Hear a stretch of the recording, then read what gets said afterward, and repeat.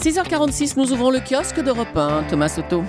Chômage, l'échec. À l'image des Échos, vos journaux ce matin sont implacables, impitoyables avec le chef de l'État qui, après avoir chanté toute l'année que l'inversion de la courbe allait venir, se trouve ce matin fort dépourvu.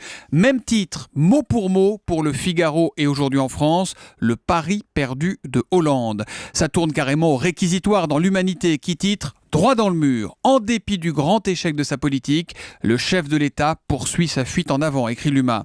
Hollande a du boulot, résume Libération, qui raconte qu'à l'Élysée, on avait fini par croire à cette jolie fable de l'inversion, celle d'un président qui aurait raison seul contre tous, les économistes, les journalistes, les grandes institutions internationales comme le Fonds monétaire international.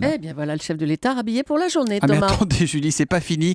J'ai compté, il y a au moins 23 quotidiens aujourd'hui en France qui font ce matin leur une sur le sujet. Finalement, il ne lui en manque qu'une de une à François Hollande. C'est celle de l'équipe. Qui c'est les plus forts ? Celle-là, il aurait sans doute bien aimé la voir. Sauf que les plus forts, ce sont les Bleus, nos handballeurs.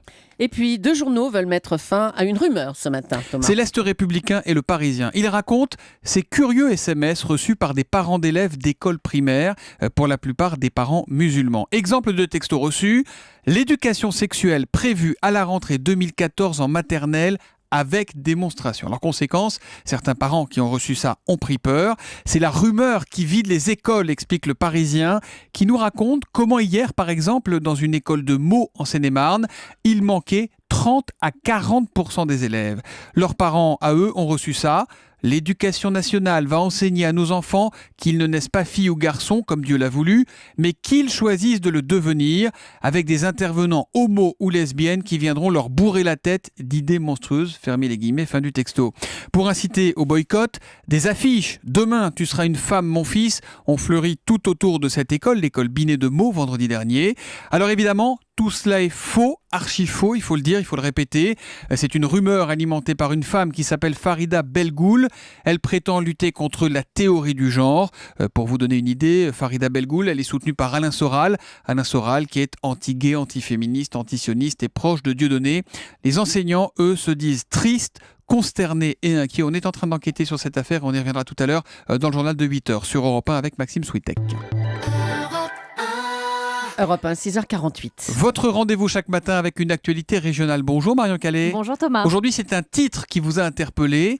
Mairie fermée, mariage raté. On dirait un dicton. Titre à la Ça pourrait être une du Cabrol. de l'Est républicain, édition Meurthe-et-Moselle. C'était il y a 10 jours. Simone et Jean-Charles, la cinquantaine, étaient prêts à se dire oui. Publication des bans, réservation pour la noce. Ils se retrouvent donc, comme prévu, à 14h devant la mairie avec une vingtaine d'amis. Sauf qu'en ce samedi 18 janvier, arrivés devant l'hôtel de ville de Vendeuvre en banlieue de Nancy, les portes sont fermées. Il n'y a qu'un gardien qui leur demande d'abord dans un premier temps ce qu'ils veulent et qui ensuite leur assure qu'il n'y a aucune cérémonie prévue dans la journée. Simone raconte dans le journal avoir cru à une blague, d'autant qu'au téléphone, l'adjoint au maire à qui elle parle lui conseille de faire la fête, comme c'était prévu, mais de revenir lundi pour y voir plus clair concernant la cérémonie. Il est tranquille l'adjoint au maire. Tranquille, un mariage à l'envers en quelque sorte, dit Jean-Charles, un mariage un peu spécial aussi, plié en quelques minutes, sans proche ni photo, car le lundi en question, c'est devant des témoins de circonstance qu'ils se sont dit oui, après les plates excuses de la mairie qui reconnaît une erreur de registre. Le nom des mariés aurait été paré. Ah oui, en tout cas, c'est un mariage qui laissera des souvenirs. Ah, c'est ça, déjà c'est ça. Histoire à lire donc dans l'Est républicain, Marion Calais. Petit clin d'œil ce matin au Télégramme qui change de formule.